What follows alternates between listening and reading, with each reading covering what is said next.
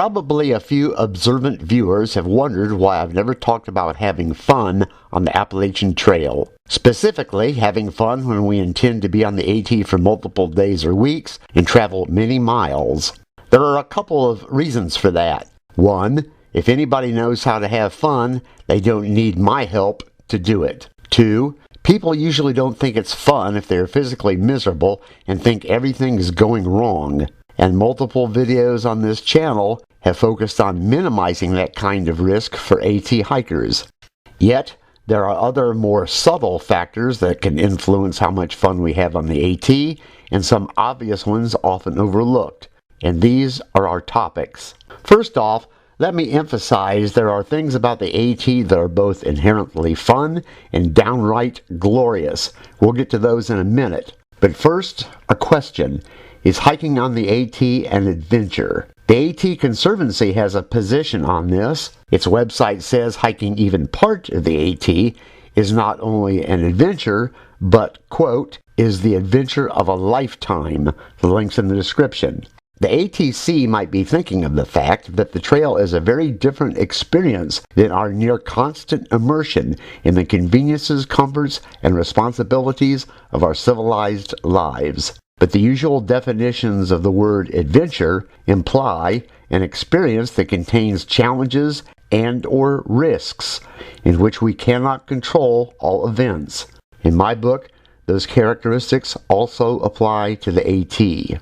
And the most operative, at least regarding fun, is the fact we cannot control all events. For some, there is a tendency to focus on happy expectations of what the AT will be like and conclude the AT will not be fun if those expectations are not met. I've said earlier, it is best not to cling too tightly to our expectations on the AT. If they are not met, we might end up hating the trail. Or, to put it another way, the more we can put up with, the better we might like the AT. If we've never been on the AT, we might think we can stay nice and relaxed and easily handle all the hills and rocks. In a perfect world, it would be my wish that we all could do that. In the real world, more than a few have been frustrated that the trail is not so relaxing and easy. More than once, I've heard an AT vlogger say the trail is, quote, no joke. Another example might be the idea we will make new and lifelong friends during a northbound thru hike and will routinely be in the company of agreeable, happy people, which does happen. But multiple times, before most of the AT had cell signals, I met thru hikers on the trail who asked if I'd seen their friends, who they hadn't seen for days. A couple of times, they hadn't seen them for weeks. Thru hikers seem to separate routinely, and if their own progress on the trail is a priority, there are many reasons why it could happen. Hiking with others is fun if we like each other, and hiking by ourselves for 8 or 10 hours a day can feel a little tedious. But if we're alone, we can make our own decisions and move at our own speed, and some people like that. I earlier told about having a chat with a woman who said a number of people wanted to hike with her, but she warned them she would not slow down. She outran all of them and never saw them again. I had some unrealistic expectations before I first visited the AT, and most disappeared fast once I got there. But not all, because later challenges came unexpectedly. It took a few section hikes to put such issues in context. A main issue is one of achievement. The AT has an irresistible pull and attraction for many who have yet to visit it.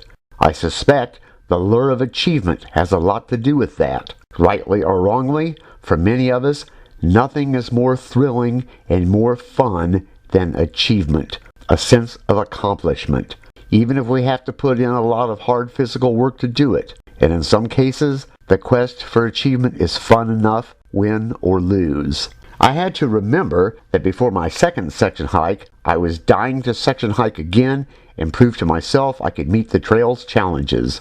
I didn't plan to do anything reckless, but if I had to focus on solving problems, or push myself harder, or suffer a little more, it was part of meeting the challenge. For me, overcoming challenges is fun. Telling myself, no problem, I've got this, is fun. The sense of satisfaction is overwhelming, and I'm not alone in this regard. I would guess that for the woman who outran all of her potential hiking buddies, moving down the trail at her own pace was all the fun she needed. What about that inherent fun on the AT? I suspect a big item is if we are on the AT, we aren't at our job or we don't have a job. It must be admitted that holding down a full-time job, even if we like our work, is a major inconvenience. Many find it flat out amazing to be free of that inconvenience, if only temporarily. I once took a 3-week vacation that started when I left the office on a Friday afternoon, and when I stepped out the door, I felt like I almost levitated from the freedom from responsibility. The views and vistas on the AT are usually gorgeous and often spectacular. The downside is we have to climb to reach them. Some people, I gather, think there aren't enough great views. Speaking personally, I practically grew up in forests and could never grow tired of them. The view can change every 100 yards in a forest, and that's where wildlife lives, and there's lots of it along the AT. I never get tired of getting close to deer, squirrel, rabbits, or the tiny orange salamanders. I've seen many bears along the AT, and a couple of the encounters were quick and action-packed when the bears decided to slide down a tree trunk right in front of me. What else is fun for me on the AT? Above all, it's probably the idea that when I'm there, I have nothing better to do except be there. Next to that is the ability to keep walking and walking. What else?